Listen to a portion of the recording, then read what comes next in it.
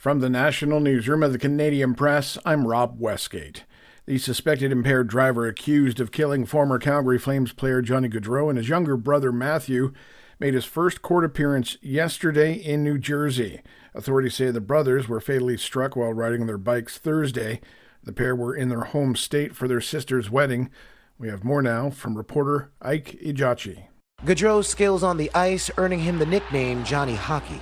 Fans in Ohio and New Jersey paying their respects to the Columbus Blue Jackets forward. I played hockey my whole life.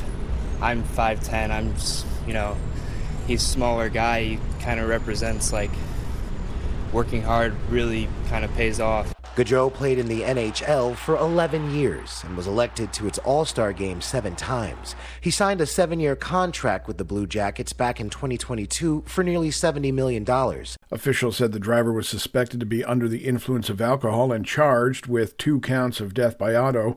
The driver admitted to drinking 5 or 6 beers prior to the crash. Police in BC say a woman who posed as a care aide and defrauded seniors has been sentenced to 4 years in jail, less time served, as well as 2 years of probation. They add that 20 victims were identified in Surrey, Richmond, and White Rock, and the woman has been ordered to pay about $60,000 in restitution. Anna Chamdal has been identified as the fraudster, and investigators say she attended the residences or care homes of elderly victims under the ruse of providing them health services, and then obtained their banking information and withdrew funds from their accounts. More unmarked burials may have been found at a former residential school site in Manitoba.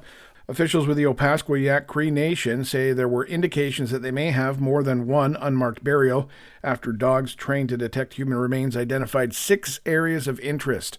Now, the potential discovery occurred on the former McKay Residential School grounds, which is near the Pas, and operated from 1914 to 1933. And finally, as Americans gather for the long holiday weekend, concerns south of the border are growing over potentially deadly viruses transmitted by mosquitoes. Reporter Ariel Reshef has more. Health officials are urging Americans to protect themselves from mosquitoes with bug spray and extra clothing when the sun goes down. West Nile typically kills 100 to 200 Americans every year. In Missouri, 18-year-old John Proctor is on a ventilator after contracting the disease. My son was a healthy, athletic individual. It's hard. His parents say it started with a headache and dizziness and then spiraled into a high fever with vomiting. New Jersey is reporting 2 recent deaths from the West Nile virus, as communities across the Northeast also track the spread of a rarer and deadlier disease called Eastern equine encephalitis. This is the Canadian Press. In sports, Pablo Lopez pitched 7 2/3 shutout innings as the Minnesota Twins snapped a 4-game skid and ultimately beat the Toronto Blue Jays 2-0. Elsewhere in the MLB, Jose Altuve hit a game-ending RBI double in the 9th to lift the Houston Astros to a 3-2 win over the Kansas City Royals.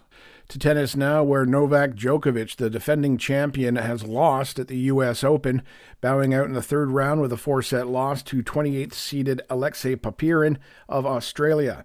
The 2nd-seeded Djokovic was trying to become the first player in tennis history to win 25 Grand Slam singles titles.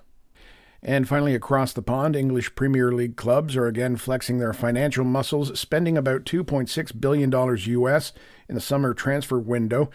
Once again, Chelsea was first in line with an outlay of $290 million US as its owners continue to look for a winning combination. From the Canadian Press, I'm Rob Westgate. Thanks for listening. Don't forget to follow and subscribe. For more of today's top stories, visit thecanadianpressnews.ca.